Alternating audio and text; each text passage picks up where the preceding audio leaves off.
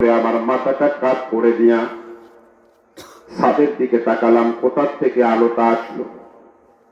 আমেনা বলেন, অবাক বিস্ময়ে আমি তাকিয়ে দেখি ওই আলোর সিঁড়ি বেয়ে বেয়ে দুইজন অপরূপা সুন্দরী নারী, সুবহানাল্লাহ বলেন না, আস্তে করে আমার ঘরের ভিতরে প্রবেশ করলো। আমার সালাম দিল, আসসালামু আলাইক। হে আমেনা, তোমার উপরে আল্লাহর রহমত বর্ষিত হোক। আমি আরো ভয় পেয়ে গেলাম। ওরা আরো মুস্কি আসলো, ডাক দিয়া বলছে, লা তাখাফি ওয়ালা তাহজানি, ভয় করো না আমেনা, চিন্তাও করো না।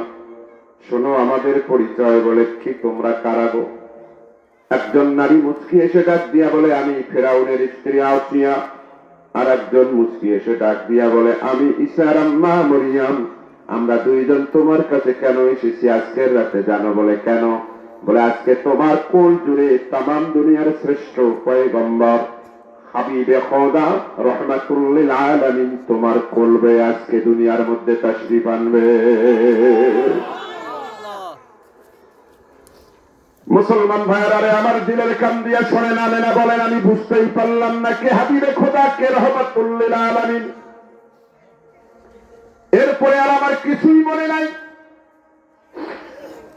হঠাৎ করে আমার এরকম করে ঘুম ভেঙে গেল, একটু বেহুশ হয়ে পড়ে গেছিলাম। আমার যখন হুঁশ আসলো, আল্লাহর ইজ্জতের কসম করে বলি, একটা পিঁপড়ায় কামড় দিলে যেই পরিমাণ ব্যথা অনুভব হয়, আমার সন্তান মুহাম্মদের জন্মকালীন সময়ে আমি সেই পরিমাণও ব্যথা অনুভব করি না।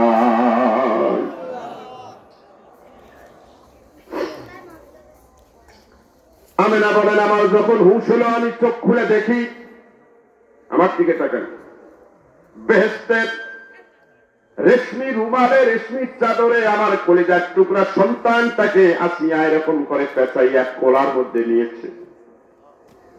বলে আমি যখন আমার সন্তানের চেহারার দিকে তাকাইছি, আমার আল্লাহর ইজ্জতের কসম করে বলি, আমি দেখার সাথে সাথে আমার মনে হয়েছে আকাশের পূর্ণিমার চাঁদটা বুঝি আকাশে নাই, আকাশের পূর্ণিমার চাঁদটা যেন আকাশ থেকে খসে আমার ঘরে আসিয়ার কোলে উদয় হয়ে গিয়েছে।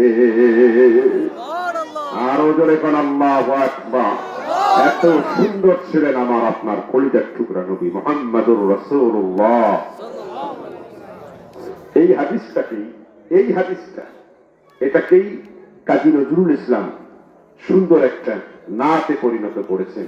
তোরা দেখে যা আমিনা মায়ের কোলে, তোরা দেখে যা আমিনা মায়ের কোলে, মধু পূর্ণিমারি শেখা চাঁদ দোলে, তোরা দেখে যা আমিনা মায়ের কোলে। মারহাবা বলেন। এই হাদিসটাই এবার নাত হিসাবে লিখেছেন। কষ্ট লাগতেছে আপনাদের?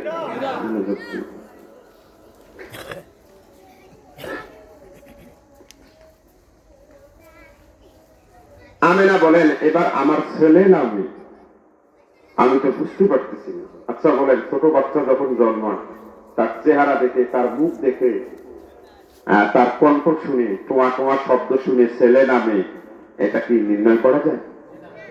কি দেখতে হয়? লজ্জাস্থান দেখতে। আমেনা বলেন, আমি আমার সন্তানকে আমার কোলে নিলাম, বললাম, আসিয়া আমার সন্তানকে কোলে দাও। উদ্দেশ্য কোলে নেওয়া না, উদ্দেশ্য হলো আমার সন্তানকে আমি কোলায় নেওয়ার পরে তার লজ্জাস্থানের তোয়ালাটা আস্তে করে খুলবো, খুলে লজ্জাস্থান দেখবো ছেলে নাকি মেয়ে।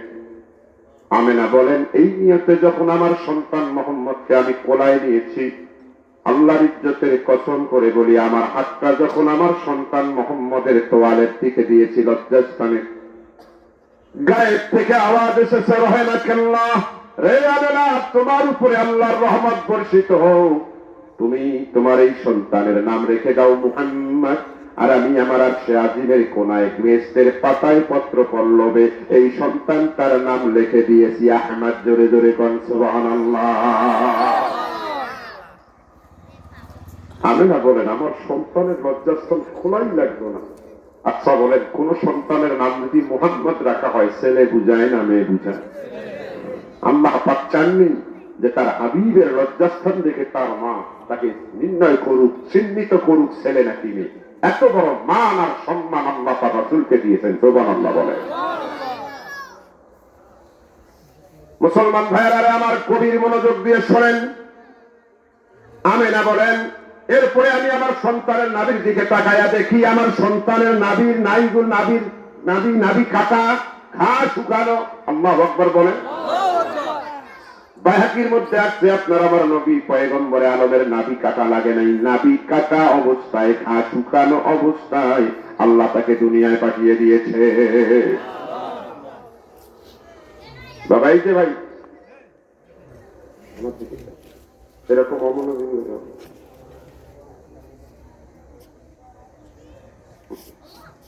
হাদিস বলছি।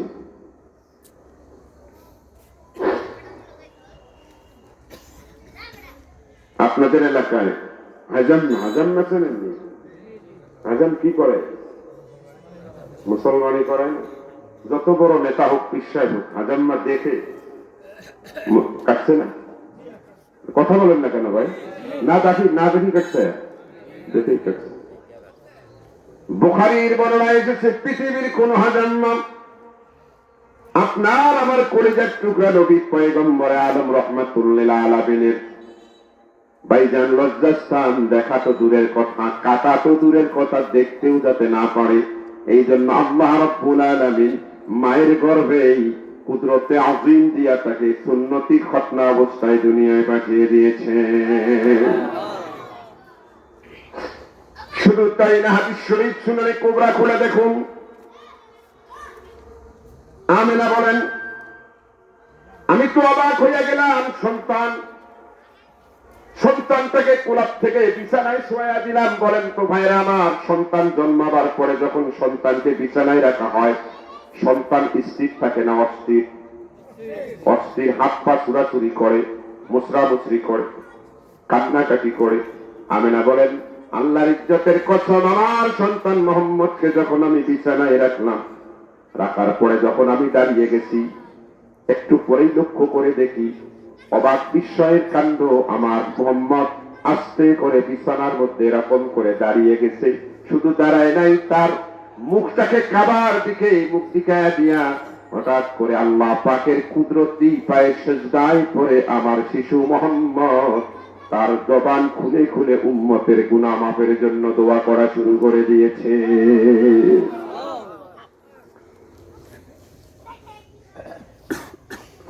বুখারীর বর্ণনায় এসেছে, যখন সিজদায় গেছেন, আমেনা বলেন, আমি হঠাৎ করে লক্ষ্য করে দেখি আমার সন্তানের কপাল থেকে একটা নূর, আল্লাহু আকবার বলেন না, এই নূরটা হঠাৎ করে বিচ্ছুরিত হইয়া কাবার আঙ্গিনায় যাইয়া গোটা কাবাটাকে আলোকিত করে দিয়েছে। জান্নাতি আলোয় আলোকিত করে দেওয়ার পরে ওই নূর শুধু কাবার আঙ্গিনায় স্থির থাকে নাই, গোটা পৃথিবীতে ছড়িয়ে পড়েছে। এমনকি তৎকালীন পৃথিবীর সবচেয়ে বড় পরাশক্তি ছিল কেসরা এবং কায়সার, রোম এবং পারস্য।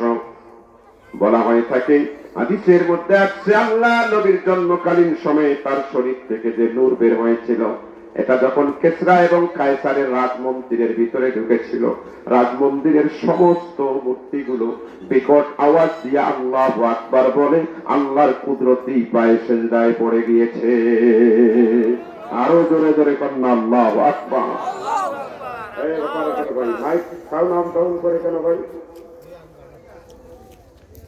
এইখানে আওয়াজ করছে, এখানে আওয়াজ করছে, এই মাইক দিয়ে তুমি কেমনে চালাবা? আমি তো চা চাইনি, চা চাইলে সবাইকে চা দেবে, এমনি তো সবাই।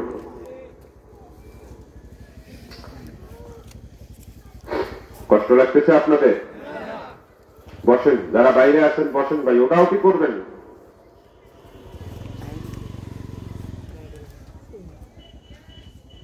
আচ্ছা, আমি যে ঘটনাগুলো বলতেছি আপনারা বলেন তো, এই যে ঘটনাগুলো বললাম, এগুলো স্বাভাবিক ঘটনা না অস্বাভাবিক? এটা নবুয়তের আগে ঘটছে না পরে ঘটছে? আগে ঘটছে। আমার দিকে তাকান। আরব দেশের নিয়ম কি ছিল জানেন?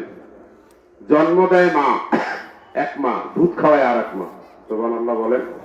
এটা আরব দেশের নিয়ম, জন্ম দেয় এক মা, দুধ খাওয়ায় আর এক মা। রাসূলের জন্মদাতা মা ছিলেন হালিমা, আর দুধ মাতা ছিলেন, জন্মদাতা মা ছিলেন আমিনা, আর দুধ মাতা ছিলেন হালিমাতুস সাদিয়া। সুবহানাল্লাহ বলেন।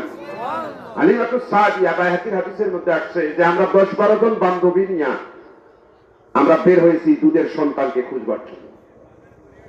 আমার বান্ধবীর গাধাগুলো ছিল খুব শক্তিশালী, আর আমার গাধাটা ছিল খুব দুর্বল। আমার বান্ধবীরা যার যার মতো সন্তান পছন্দ করছেন করে ওদের শক্তিশালী গাধাকে নিয়ে অনেক দূর চলে গেছেন, মনে করেন এখান থেকে গৌরীপুর।